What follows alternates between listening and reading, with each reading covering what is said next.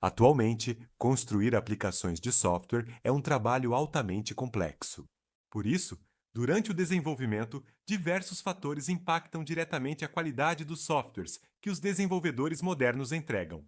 Antes do surgimento da engenharia de software como uma disciplina formal, ali por meados dos anos 1960, programar era uma arte intuitiva e sem métricas de qualidade.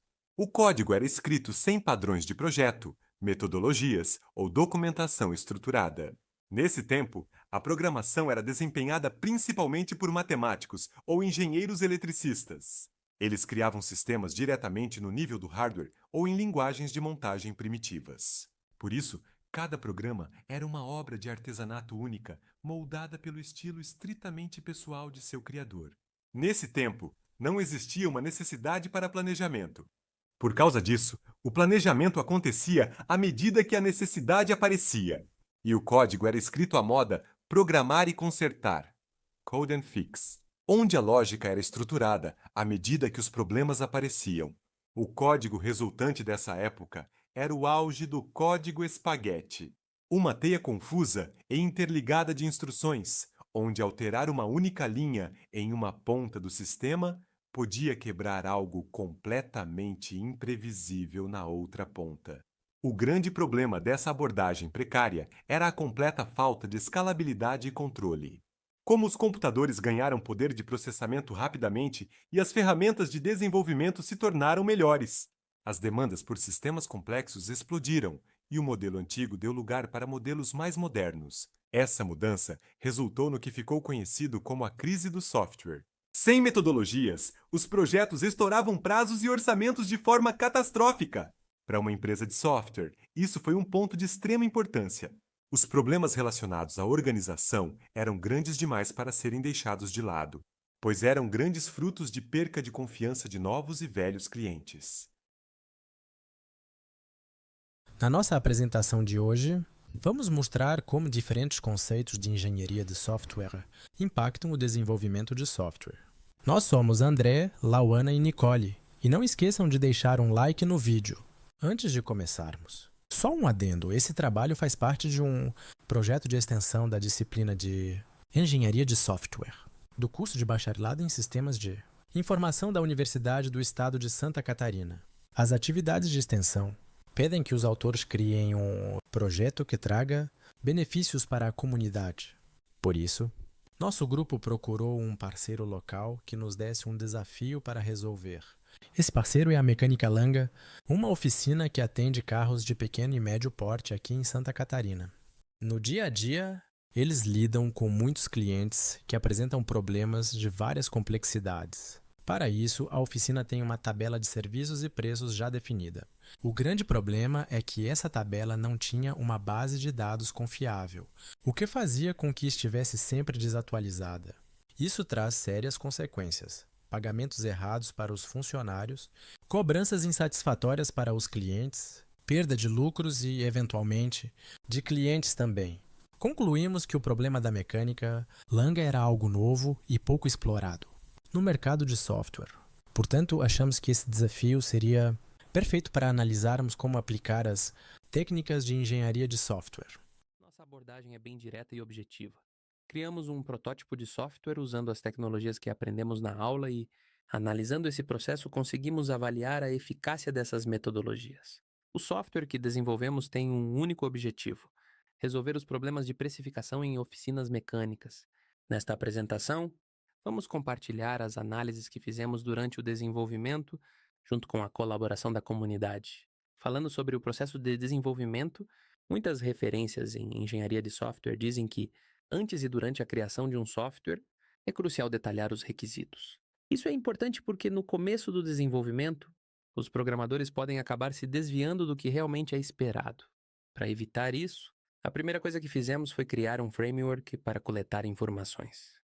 Toda semana, nosso grupo buscou feedback dos participantes externos para verificar como o projeto estava indo, fazer ajustes e alinhar os requisitos. Essa etapa foi essencial, pois percebemos logo de cara vários erros e desencontros entre o design inicial e o que realmente era esperado. Além disso, usar protótipos visuais foi fundamental para o sucesso dessas validações semanais. Em vez de mostrar apenas fluxogramas ou perguntar se a lógica estava certa, trouxemos telas que simulavam como o sistema realmente funcionaria. Essa abordagem mais prática ajudou a resolver a comunicação que muitas vezes falha entre a linguagem técnica dos desenvolvedores e a visão prática dos usuários da oficina. Essa estratégia não foi por acaso.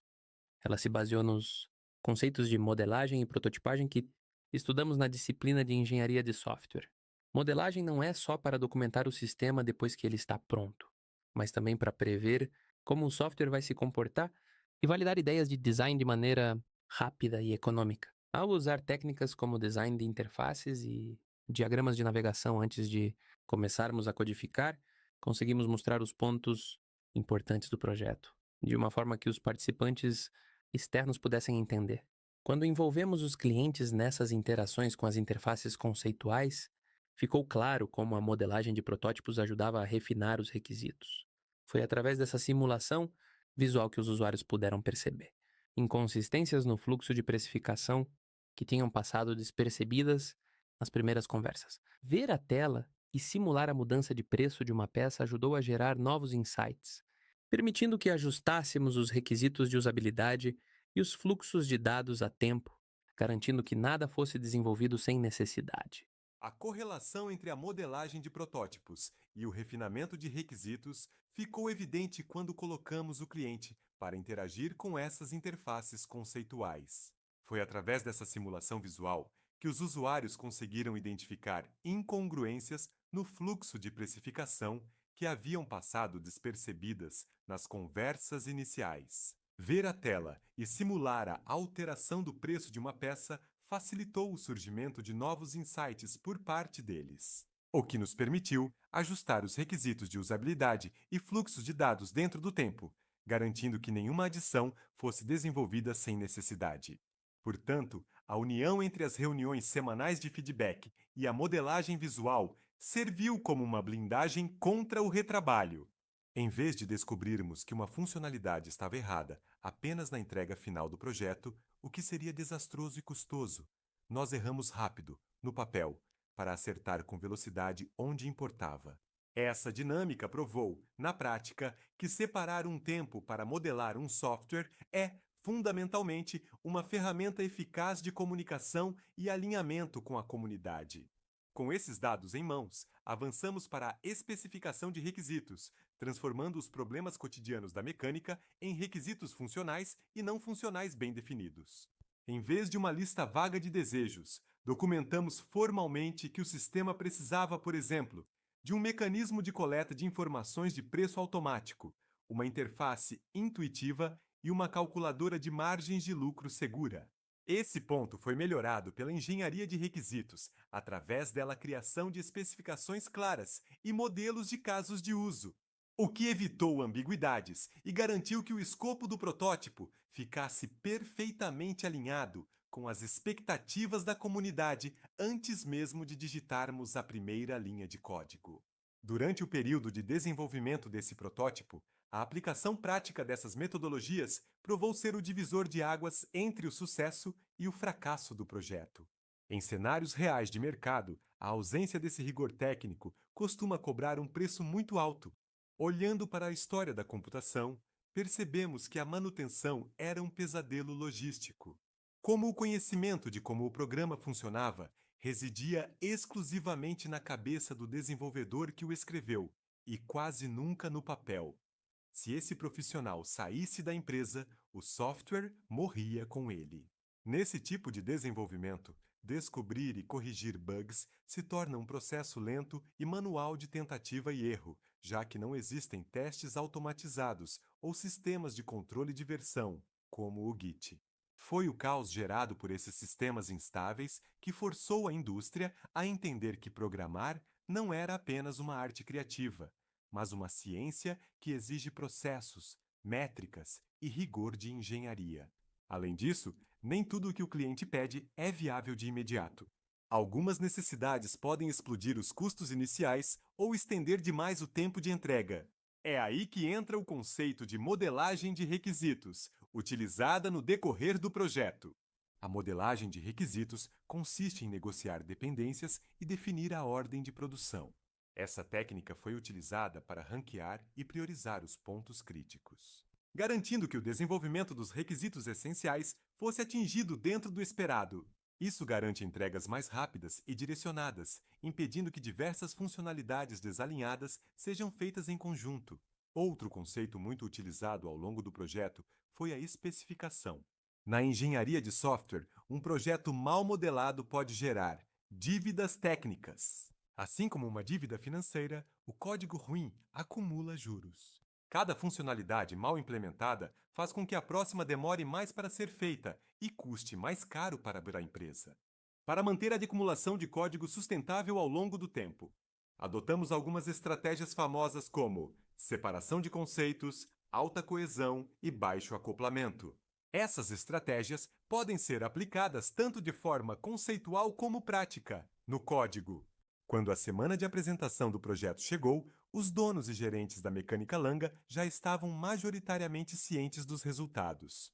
Como os colaboradores participaram constantemente da prototipação do software, o período de entrega contou apenas como uma formalidade, que delimitou o fim do nosso trabalho em conjunto.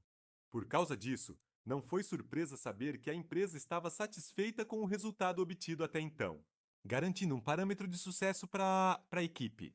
Isso marcou o fim do nosso trabalho em conjunto com a empresa. Entretanto, ainda havia alguns pontos importantes a serem analisados. Apesar do software ter sido finalizado e entregue, o projeto não terminou por aí. Para nós, ainda restavam alguns últimos detalhes importantes. Apesar da empresa final ter gostado do resultado obtido ao decorrer das semanas de produção, ainda existem alguns parâmetros para serem analisados além da qualidade percebida.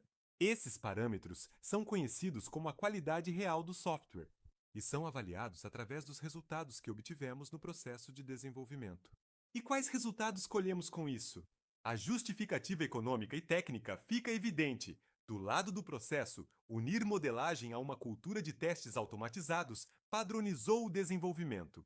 Orientamos nossas práticas pelo TDD, o desenvolvimento guiado por testes, que garante entregas seguras e elimina o retrabalho. Já do lado do produto, essa maturidade garante estabilidade e qualidade interna do sistema. Em uma plataforma comercial, por exemplo, esse ecossistema assegura que, quando novos componentes forem adicionados ou novas integrações de API forem feitas, o software passará por testes automatizados de regressão. O sistema detecta os problemas antes de serem implementados, garantindo a segurança do software.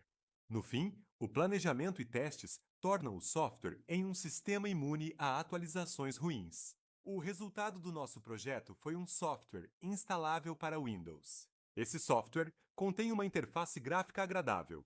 Além disso, ele é capaz de gerar com dados mínimos uma tabela de preços para os serviços mais comuns das mecânicas brasileiras. Junto a isso, nós geramos análises que comprovam a eficácia dos conceitos apresentados. Esses indicadores demonstram as aplicações da engenharia de software em um contexto real e também provam que suas técnicas podem gerar resultados positivos no processo de desenvolvimento de software.